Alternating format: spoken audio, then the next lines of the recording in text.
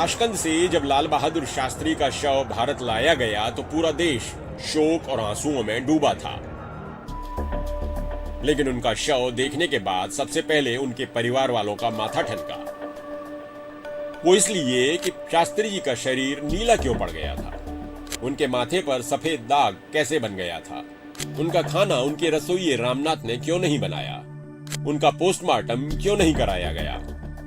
ये सवाल शास्त्री जी का परिवार उठाता रहा। उनका पार्थिव शरीर शास्त्री जी का यहाँ लाया गया तो मेरी माँ ललिता शास्त्री को तो बड़ा धक्का लगा और साथ में उनको बहुत बड़ा शक हुआ कि कुछ गड़बड़ जरूर हुई है। उनके माथे पर जो सफ़ेद दाग थे उसका कोई कारण कार्डियोलॉजिस्ट नहीं बताते हैं, कहते हैं कि ऐसा देखने को नहीं मिला है और सांप के काटने से या जहर की वजह से ऐसा होता है कि सफ़ेद धब्बे पड़ जाते हैं। सीने से ऊपर मुंह उनका जो था पूरा शरीर धब्बे धब्बे पड़े, नीले थे, सफ़ेद नीले सफ़ेद ऐसे थे उसमें। हालांकि शास्त्री जी के साथ वरिष्ठ पत्रकार कुलदीप नैयर भी ताशकंद गए हुए थे। अपनी किताब में उन्होंने लिखा कि उनको बताया गया कि शव को खराब होने से बचाने के लिए केमिकल और बाम लगाए गए थे, जिसके कारण उनका शरीर नीला पड़ गया था। लेकिन एक सवाल तो वो भी उठाते रहे कि ताशकंद में जिस कमरे में शास्त्री जी रुके थे उसमें कोई बज या घंटी तक क्यों नहीं थी।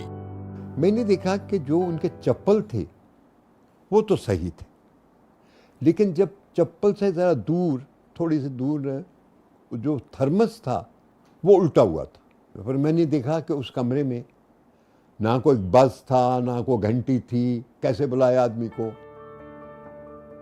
हालांकि कुलदीप नैयर भी कुछ सवाल उठाते रहे। उनके मुताबिक कमरे में शास्त्री जी के स्लीपर तो अपनी जगह पर थे, लेकिन थर्मस जमीन पर गिरा हुआ था। साथ ही जो टेलीफोन रखे थे वो भी काफी दूरी पर थे, यानी बिस्तर पर बैठकर या लेटकर कोई कॉल नहीं कर सकता था। उस पर से परिवार वालों का सवाल था कि वो थर्मस गया कहां। एक शंका का सुई वहाँ पर भी घूमती है, क्योंकि वहाँ पर भी ये लोग कहते हैं कि बाबूजी जब आए तो बाबूजी के सब सामान तो मिल गया लेकिन वो डायरी नहीं मिली। जिस थर्मस में पानी रखा जाता था वहाँ पर वो थर्मस लौट के नहीं आया, तो इससे भी मेरी माँ ललिता शास्त्री को बड़ा शक हुआ।